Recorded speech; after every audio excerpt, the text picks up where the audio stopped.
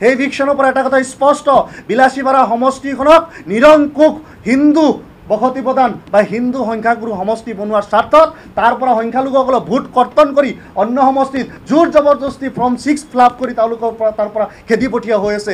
এই ধৰণৰ অগণতান্ত্ৰিক আৰু স্বৈৰাচাৰী পৰিৱেশক আমি সৰ্বভাৰতীয় সংযুক্ত গণতান্ত্ৰিক মৰ্চাই বিৰোধ কৰোঁ। আমি ধিক্কাৰ জনাইছোঁ হিমন্ত বিশ্ব শৰ্মা নেতৃত্বাধীন এই চৰকাৰখনক। এই ধৰণৰ হিটলাৰী আৰু কুপ্ৰথা তেওঁলোকক জনগণে মনত ৰাখিব। অসমৰ ৰাজনৈতিক ইতিহাসত হিমন্ত বিশ্ব শৰ্মা আটাইতকৈ ডাঙৰ ভিলেন আৰু হিটলাৰৰ নতুন চৰিত্ৰ হিচাপে থাকি যাব। নটিচ দিয়া হৈ আছে আৰু সেই ক্ষেত্ৰত অন্য ধৰ্মাৱলম্বী লোকক নটিচ দিয়া হোৱা নাই। আজি গোটেই অসমত এনেকুৱা এটা পৰিৱেশৰ সৃষ্টি কৰা হৈছে যি পৰিৱেশৰ পৰা মুছলমানসকলক অস্পৃশ্য, তেওঁলোকক এলিনেশ্যন আৰু আদাৰনেছ কৰাৰ যিটো প্ৰক্ৰিয়া, এই প্ৰক্ৰিয়াটো অত্যন্ত ভয়াৱহ আৰু এয়া গণতন্ত্ৰৰ বাবে অশুভ লক্ষণ।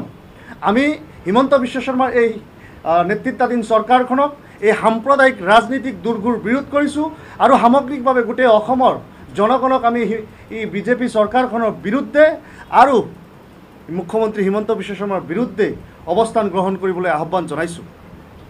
আজি আমি এআইডিএফ দলৰ সজাতি দলে অলপতে বিলাসীপাৰাত ভ্ৰমণ কৰিছিলোঁ।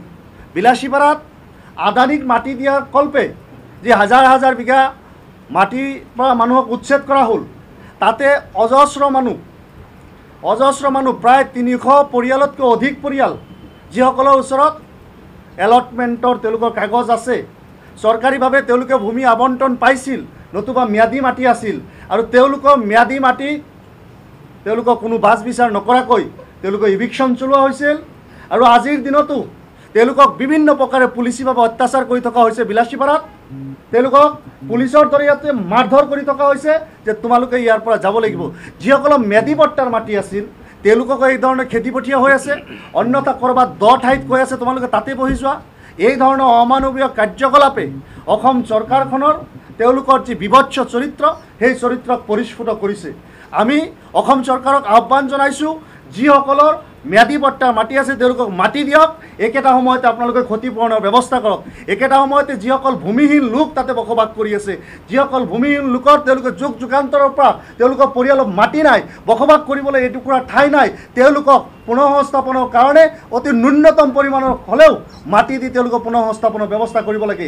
এই সংক্ৰান্তত মই আমাৰ বিলাসীপাৰা পশ্চিম সমষ্টিৰ বিধায়কৰ হৈ তেখেতৰ প্ৰতিনিধি হিচাপে মই ক' ডিষ্ট্ৰিক্ট লেভেল লেণ্ড এডভাইজৰী কমিটিৰ মিটিঙত উপস্থিত আছিলোঁ আৰু এই বিষয়বিলাক যেতিয়া উত্থাপন কৰিছিলোঁ, তেওঁলোকে দেখা গৈছে যে বিলাসীপাৰা প্ৰসংগত তেওঁলোকে খুব দুৰ্গম চৰাঞ্চলত তেওঁলোকে মাটি দিয়াৰ কথা কৈছে যে আমি চৰাঞ্চলত মাটি থৈ দিছোঁ য'ত চাৰিওপিনে নদী এতিয়াও আৰু এমাহ গ'লেই তাতে পানী উঠিব বা বানপানী বাঢ়িলেই তাতে পানী উঠিব, সেই ঠাইবিলাকক তেওঁলোকক খেদি পঠিওৱা হৈ আছে। অৰ্থাৎ বিলাসীপাৰাৰ যি ইভিকশ্যন হৈছিল, সেই ইভিকশ্যনৰ পৰা এটা কথা স্পষ্ট, বিলাসীপাৰা সমষ্টিখনক নিৰংকুশ হিন্দু বসতি প্ৰদান বা হিন্দু সংখ্যাগুৰু সমষ্টি বনোৱাৰ স্বাৰ্থত তাৰ পৰা সংখ্যালঘুসকলক ভোট কৰ্তন কৰি অন্য সমষ্টিত জোৰ জবৰদস্তি ফৰ্ম 6 ফিলাপ কৰি তেওঁলোকৰ পৰা তাৰ পৰা খেদি পঠিওৱা হৈ আছে। এই ধৰণৰ অগণতান্ত্ৰিক আৰু স্বৈৰাচাৰী পৰিৱেশক আমি সৰ্বভাৰতীয় সংযুক্ত গণতান্ত্ৰিক মৰ্চাই বিৰোধ কৰোঁ। আমি ধিক্কাৰ জনাইছোঁ হিমন্ত বিশ্ব শৰ্মা নেতৃত্বাধীন এই চৰকাৰখনক। এই ধৰণৰ হিটলাৰী আৰু কুপ্ৰথা তেওঁলোকক জনগণে মনত ৰাখিব। অসমৰ ৰাজনৈতিক ইতিহাসত হিমন্ত বিশ্ব শৰ্মা আটাইতকৈ ডাঙৰ ভিলেন আৰু হিটলাৰৰ নতুন চৰিত্ৰ হিচাপে থাকি যাব। উজনি অসমত বিলকুল সংখ্যালঘু মানুহৰ থকাৰ অধিকাৰ আছে। তেওঁলোকক যদি কোনোবাই সন্দেহযুক্ত মিয়া ইত্যাদি কৈ তাৰ পৰা খেদিব বিচাৰে, তাক ৰক্ষণাবেক্ষণ দিবলৈ মানুহ কিন্তু উজনি অসমত আছে। আমি তেওঁলোকক ধন্যবাদ জনাইছোঁ। আৰক্ষী প্ৰশাসনৰ দায়িত্ব যে মানুহৰ জীৱন আৰু সম্পত্তি আৰু জীৱিকাৰ নিৰাপত্তা সুনিশ্চিত কৰা, তেওঁলোকে সেই কাম কৰক। বাকী হিমন্ত বিশ্ব শৰ্মাই যদি অসমত হিন্দু মুছলমানৰ সংঘাত লগাব বিচৰা নাই, যদি তেখেতে অসমত সংবিধানৰ শাসন যদি কায়েম ৰাখিব বিচাৰে, তেনেহ'লে এই গুণ্ডাসকলক আটক কৰক, গুণ্ডাসকলৰ বিৰুদ্ধে ব্যৱস্থা কৰক। কিন্তু তাৰ সলনি দেখা গৈছে যে আজি অসমত মানুহৰ হাতে মুক্ত হস্তে পিষ্টল আৰু বন্দুক তুলি দিয়াৰ যি প্ৰৱণতা বা বন্দুক তুলি দিব তাৰ এটা যি আৰম্ভ কৰিছে, আপোনালোকে কল্পনা কৰক। আপোনালোকৰ সমাজত সুশীল সমাজ, আপোনালোকৰ বৌদ্ধিক সমাজ, আৰু আপোনালোকে চিন্তা কৰক আজি যিসকল উদণ্ড যুৱকে মানুহক বিনা অস্ত্ৰৰে যি ধৰণে থ্ৰেট কৰিছে, তেওঁলোকৰ হাতত যেতিয়া বন্দুক থাকিব তেতিয়া অসমৰ পৰিস্থিতি কি হ'ব। আজি মিয়া মানুহৰ জীৱন সম্পত্তি জীৱন জীৱিকাৰ ওপৰত ভাবুকি হৈছে, কাইলৈ আপোনাৰ মোৰ যে জীৱন সম্পত্তিৰ ওপৰত ভাবুকি নিব তাৰ কোনো নুই নাই। গতিকে অসমখন ৰসাতলৈ যাবলৈ গৈ আছে, অসমখন সংঘৰ্ষ জৰ্জৰ পৰিৱেশলৈ যাবলৈ গৈ আছে, অসম অশান্ত কৰাৰ প্ৰক্ৰিয়া চলিছে কেৱল আৰু কেৱল হিমন্ত বিশ্ব শৰ্মা 26ত মুখ্যমন্ত্ৰী হ'ব লাগে তাৰ কাৰণে। 26ত হিমন্ত বিশ্ব শৰ্মা মুখ্যমন্ত্ৰী কৰাৰ কাৰণে আমি অসমখনক এই ধৰণে ছিন্ন বিচ্ছিন্ন হ'বলৈ নিদিওঁ, অসমখনক ৰক্তাক্ত হ'বলৈ নিদিওঁ, অসমৰ গণতান্ত্ৰিক প্ৰমূল্যবোধৰ কাঠামো এই যি পৰিৱেশ, এই পৰিৱেশ আমি বিনষ্ট হ'বলৈ নিদিওঁ। এয়া স্পষ্ট কথা। ঠিক আছে, এক হ'ল সন্দেহযুক্ত আৰু এটা হ'ল মিয়া। আজি উজনি অসমৰ বহুত মানুহক বুজাই দিয়া হয়, মিয়া বুলি ক'লেই তেওঁলোকে বিদেশী।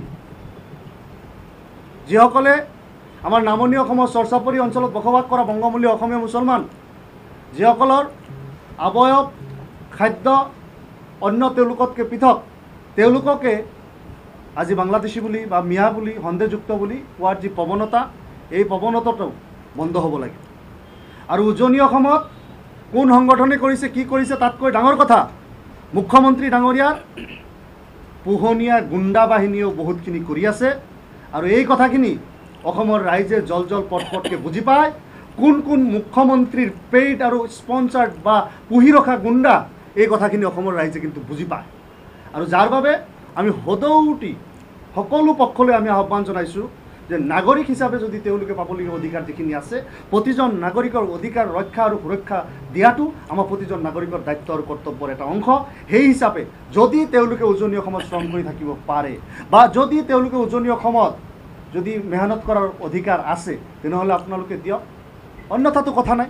যদি দেশৰ সংবিধানে সেইটো এলাও নকৰে, আমি আপোনালোকৰ ওচৰত দাবী নকৰোঁ। বাকী SIRৰ জৰিয়তে 1997 চনৰ যি বিভীষিকাময় দিন আছিল, নাগৰিকত্বৰ নামত মানুহৰ যি ধৰণৰ জুলুম আৰু অত্যাচাৰ নমাই অনা হৈছিল, লাখে লাখে মানুহক যি ধৰণৰ হিয়াৰিঙৰ লাইনত থিয় কৰোৱাই তাতে বাচ্চা পৰ্যন্ত জন্ম দিব লগা হৈছিল, শিশু পৰ্যন্ত জন্ম হৈছিল, সেই এটা দিনলৈকে গৈ আছে বুলি আমি AIUDF দলে সন্দেহ কৰিছোঁ।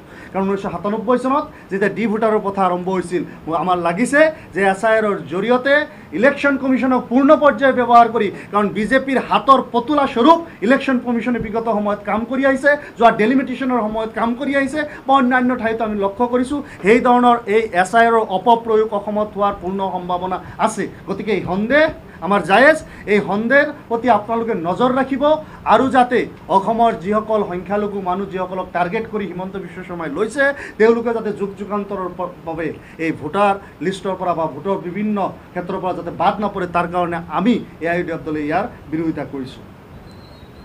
কিছুমান উদণ্ড আৰু আপোনালোকে গুণ্ডা যুৱক বুলি কৈছে, আপাৰ আছামত মুখ্যমন্ত্ৰীৰ মানে ইংগিতত কাম কৰিছে বুলি কৈছে। গতিকে শৃংখল চলিহাত আছে বা বিভিন্ন দল সংগঠনৰ নেতাসকল আছে, গতিকে আপোনালোকে সেইখিনিকে এতিয়া উদণ্ড বা আপোনালোকে গুণ্ডা বুলি ক'ব বিচাৰে? কোন উদণ্ড, কোন গুণ্ডা, কোন আইন হাতত তুলি লৈছে, এই কথা অসমৰ প্ৰতিজন মানুহে দেখি আছোঁ।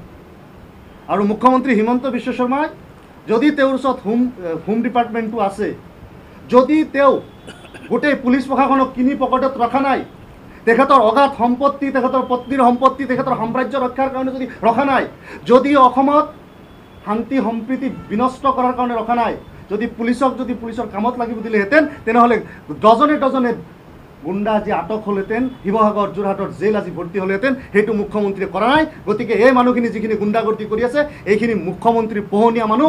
আৰু এই কথা অসমৰ জনগণে যিসকল বুদ্ধি থকা মানুহ, তেওঁলোকে যিসকল সজাগ আৰু সচেতন, তেওঁলোকে নিশ্চিতভাৱে অনুভৱ কৰে।